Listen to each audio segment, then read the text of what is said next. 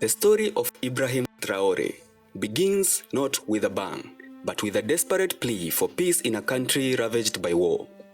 For years, Burkina Faso had been bleeding. A violent rebellion, once a distant threat, had crept into every corner of the nation, making daily life a gamble. The people were weary, and the government in power, led by a military officer who had once been their hope, was now seen as a failure. This was the low point, a nation on its knees, waiting for a savior who never seemed to arrive. Then on a crisp evening in late September, the savior appeared, a young army captain named Ibrahim Traore. A man who had been fighting the enemy on the front lines seized power. The facts were undeniable. He announced the coup on national television, citing the previous leader's inability to win the war. To his supporters, it was an exhilarating high, a moment of pure unadulterated hope. A new chapter had begun. But as the real story unfolded, another more powerful one was taking hold online. Social media became the stage for a viral sensation. He was presented as an unstoppable force, a hero who spoke multiple languages and sealed multi-billion-dollar deals with world powers. Videos of him giving passionate anti-colonial speeches spread like wildfire.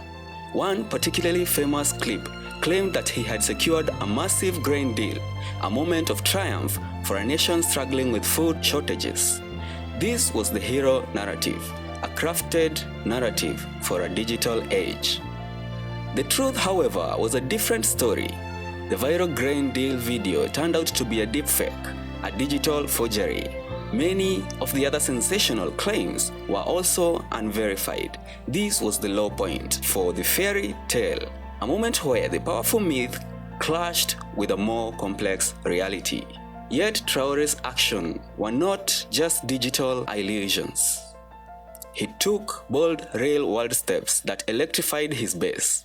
He expelled foreign troops, severed all colonial ties, and declared a new path for his country.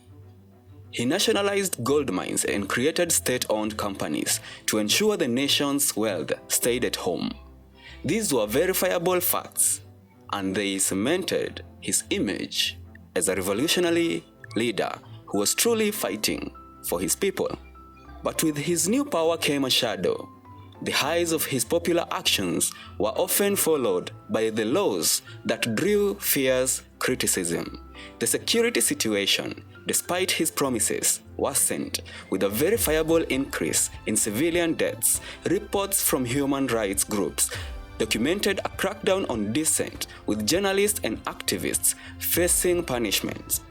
Finally, the promise of a return to democracy, once a key part of his narrative, was set aside. He announced that his transitional government would rule for another 5 years, a decision that left many with a sense of unease.